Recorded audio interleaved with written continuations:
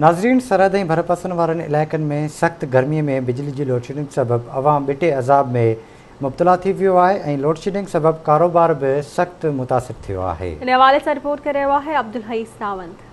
गर्मियुनि जी मौसम शुरू थींदे ई सरहद ऐं भरपासे वारे इलाइक़नि में बिजली जी अण ऐलानियल लोडशेडिंग शुरू थी वई आहे, जंहिं सबबि सरहद जे ॿाराड़ी वारे इलाइक़नि में 16 कलाक ऐं शहर में 10 कलाक अण ऐलानियल बिजली जी लोडशेडिंग कई पई वञे, जंहिं सबबि शहर जो कारोबारी तबिको सख़्त परेशान आहे। इन सिलसिले में सरहद जे शहरनि ऐं दुकानदारनि आवाज़ न्यूज़ खे ॿुधायो त बिजली साईं 24 कलाकनि में 4 कलाक हले थी, ॾाढी तंगी आहे। ईअं समझ का रोज़गार ठप थी वियो आहे, सॼो कुझु बर्फ़ बि मिले ई कोन थी, एतिरी बिजली जी तंगी आहे। सॼे ॾींहं में कलाक ॿ अचे थी, वरी 15 मिंट हले थी, वरी वञे थी, ॿ कलाक बिना वञे थी, सही नमूने मथां नथी हले, नमूने हले। गर्मी वधी वई आहे, हर को माण्हू पघरो घुमंदो वेंदो आहे। असांखे परेशान करे ॾिनो आहे हुकूमत।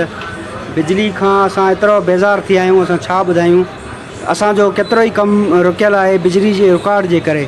सुबुह जो अचूं था, परेशान थी वापसि हलिया वञूं था, बिजली आहे कान। ख़ुदा जेको आहे त असांजी हुकूमत ॿुधे, बिजली जे हिसाब सां असांखे बिजली ॾिनी वञे, असांखे कोई जेका न परेशानी न थिए। सुबुह जो पौणे में वेंदी आहे, टी में वेंदी आहे, टे कलाक घुमंदी बिजली वेंदी आहे, बिजली तमामु ॾाढी वेंदी पई, ॾाढो परेशान किया अथई।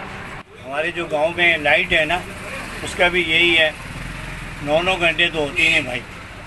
सुबह 6 बजे की गई, रात को 3 बजे, शाम में 3 बजे की गई, उसका पता ही नहीं।